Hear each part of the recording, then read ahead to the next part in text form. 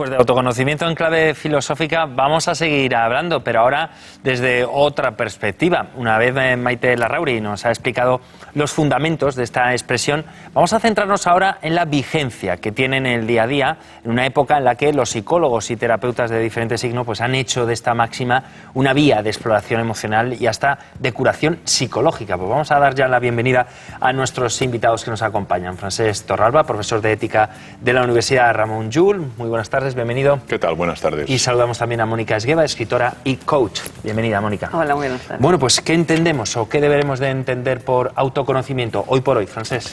Es un proceso. Yo lo definiría como un proceso, no tanto como un hecho. Yo casi diría una historia interminable, porque es un proceso que no puede uno segmentar y decir, ahora he alcanzado ya la plenitud de mi conocimiento, de lo que soy, sino que es un proceso como una indagación que uno va adquiriendo a lo largo de su vida. Naturalmente hay técnicas, hay prácticas, hay pautas que personas que se dedican al coach y a la psicoterapia pueden enseñar a otros, pero es un proceso que tiene efectos muy beneficiosos para una persona, en la medida que conoce sus necesidades, sus carencias, sus limitaciones, pero también sus activos, su potencial, sus recursos, todo eso que hay dentro de él o de ella y que puede expresar públicamente. Mónica. Sí, estoy muy de acuerdo con Francesc, y yo además añadiría que es aprender a examinarse, a observarse, a ver cómo es uno mismo, no solo en todo eso, en todas esas capacidades, habilidades, fortalezas y bueno, también obviamente las limitaciones, pero ver cuáles son nuestras reacciones emocionales, cuáles son nuestros hábitos, cuáles son nuestros automatismos, de dónde venimos. Pero claro, ¿hasta qué punto es necesario conocernos? Porque el filósofo Salvador Paniker dice que no es necesario que nos conozcamos del todo o que lo sepamos todo. Pero en cambio él es un ejemplo paradigmático con sus dietarios, con sus diarios que nos va regalando a través de sus obras. Las últimas publicaciones son ejercicios de autointrospección, de autoanálisis, de trabajo en la memoria, de recuerdo de lo que ha sido. Y eso naturalmente, pues bueno, uno lo puede vivir como un imperativo, pero lo puede vivir como una invitación y puede desarrollarlo en la medida que tenga efectos positivos por uno mismo. Porque en el fondo conocerse a uno mismo es examinarse y también es luego tener cuidado de uno mismo. Y si uno tiene cuidado de sí mismo, vive más y mejor. Y solo por eso ya tiene valor.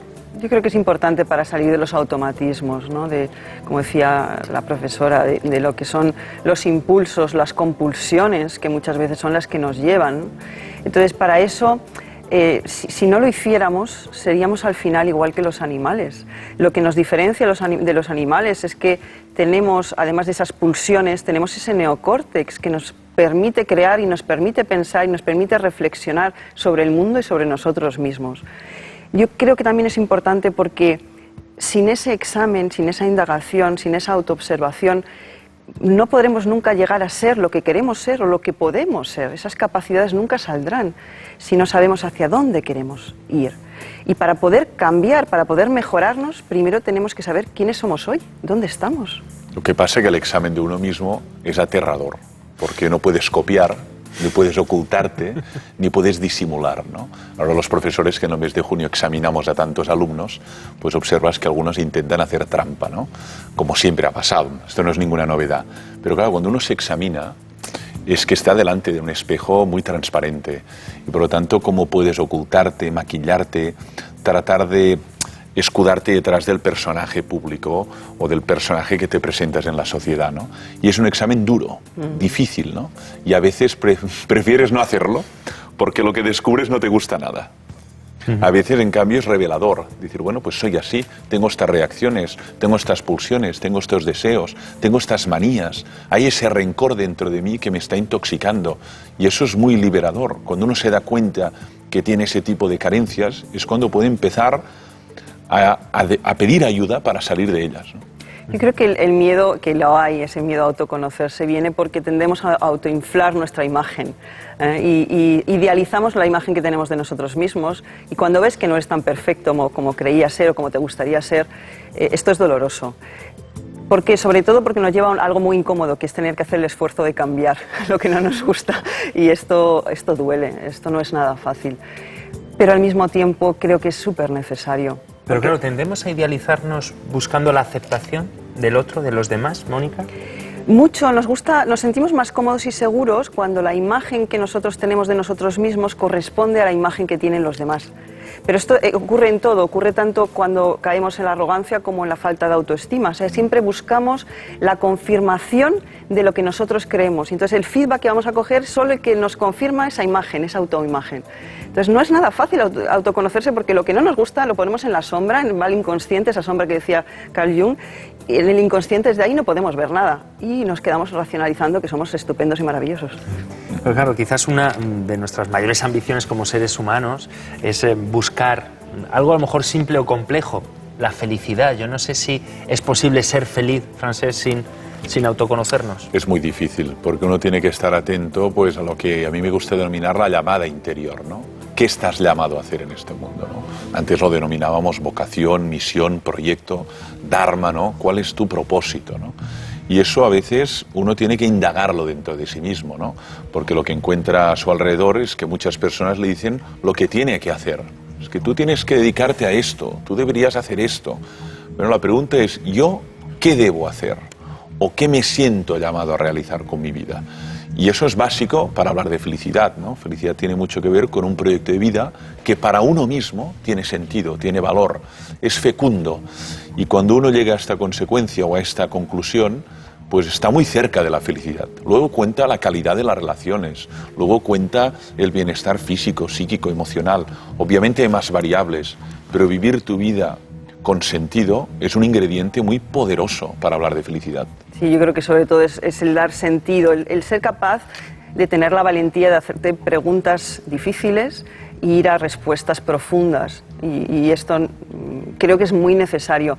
También es cierto que no es ninguna garantía, el autoconocimiento no es ninguna garantía de felicidad ni de éxito, pero bueno, es que no hay casi ninguna garantía en la vida. Entonces, creo que es un camino que sobre todo lleva a la autenticidad y que lleva a la profundidad y al sentido, a que tu vida tenga algún sentido. Lo que decías, esa llamada, ¿no? Saber, no dejarnos llevar por las expectativas ajenas, no dejarnos tener que aceptar esas normas que se nos autoimponen. Cuando yo no sé qué es lo que quiero, ¿cómo voy a terminar en ese lugar? Si no, cualquier sitio, cualquier viento me va a llevar a cualquier otro sitio menos donde quiero ir, porque no lo sé. ¿Quién soy? ¿Dónde quiero ir? No lo sé. Y luego hay que evitar confundir el proceso de autoconocimiento, que es necesario, lo decía ya Sócrates y Santa Teresa de Jesús, tenemos que conocernos, dice, a nosotras mismas, pero del narcisismo, ¿no? Que es el que se contempla, se cuida, qué bonito soy fantástico, qué cuerpo tengo, qué labios, qué inteligencia, y va cuidando su cutis, ¿no? Esto es patología, esto es enfermedad, esto es terrible, y esto abunda. El autoconocimiento no es narcisismo. Porque cuando uno se conoce a sí mismo, también se da cuenta de sus límites, sus limitaciones y de la necesidad que tiene de los otros. Y eso pasa también en los líderes.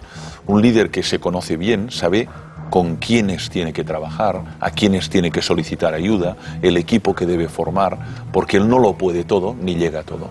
Totalmente de acuerdo. Es curioso porque, claro, a la hora de realizarnos esas preguntas, esas cuestiones, ¿cuáles son las que nos llevan al autoconocimiento? Bueno, hay muchas buenas preguntas, desde cuáles son mis valores, cuáles han sido los momentos más difíciles de mi vida, cuáles son los periodos más bonitos, más apasionantes. Podemos preguntarnos qué es lo que realmente me da miedo, dónde están mis límites, qué es lo que me frustra, qué situaciones me llevan a la irritación. Son algunas de las preguntas que yo creo que nos puede llevar a saber quién soy. Sí, o en positivo, ¿no? ¿Qué es lo que me colma, ¿no? Es decir, uno realiza muchas actividades a lo largo de un año, a lo largo pues, de su vida, pero hay actividades que le llenan. Dice, esta actividad me ha llenado, tenía un vacío y ha sido pues llenar ese vacío. Bueno, pero significa que ahí hay una llamada interior, hay una expectativa que tiene que ver con esa actividad. Luego, igual es que estás hecho para este tipo de actividad. Por lo tanto, cuando uno se analiza, también va descartando operaciones, funciones, hábitos que tiene en su vida cotidiana que no le llenan o que incluso son deliberadamente y claramente tóxicos, ¿no? Y que le van consumiendo. Pero eso representa una capacidad de pararse y someterse a sí mismo a examen, ¿no? Hábitos, tipo de relaciones que tengo, hábitos de consumo, hábitos de alimentación, y eso permite pues darse cuenta de lo que daña, de lo que libera, de lo que edifica, de lo que destruye a una persona. Bueno, antes apuntabais el hecho del miedo, ¿no? A conocernos a nosotros mismos. ¿El miedo es lo mismo que el vértigo en este Sí, caso? yo creo que es algo que nos asusta el mirarnos a un espejo no distorsionado, ¿no? Porque normalmente nos miramos en espejos que distorsionan la realidad. El vernos con transparencia, eso asusta, pero yo creo que sobre todo porque nos gusta mantener esa imagen ideal y porque nos lleva a la acción. Yo ya no puedo pretender que no sé. Yo no puedo mirar a otro lado, yo no puedo ignorar, yo no puedo reprimir. Ya sé lo que hay y con eso que me lleva tengo que hacer algo con esto. Si sé que aquí no soy bueno, si aquí estoy cometiendo errores, tendré que intentar corregirlos. Si sé que tengo heridas que están abiertas, las tendré que cicatrizar. Eso significa que tengo que poner esfuerzo de mi parte y no nos gusta esforzarnos. Claro, intuimos que saldrán a flote nuestras miserias, nuestros puntos más débiles, Francesc.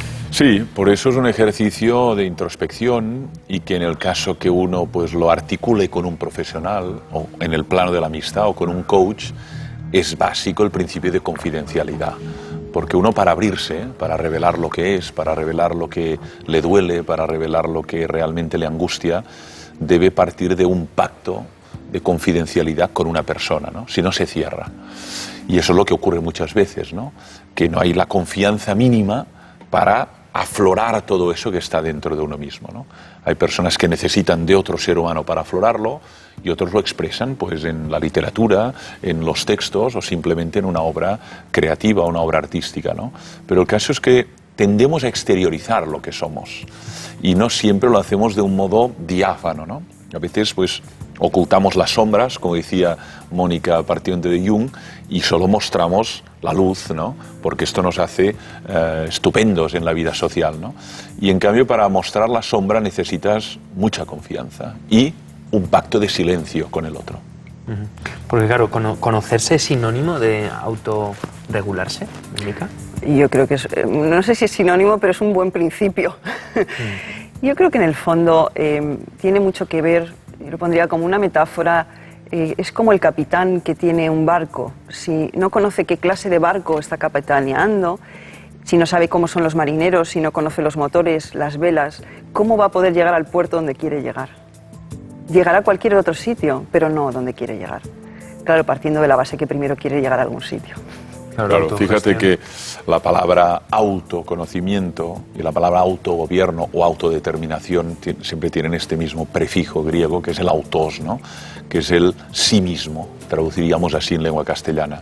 O sea, el autoconocimiento es la condición de posibilidad del autogobierno o la autodeterminación, ¿no?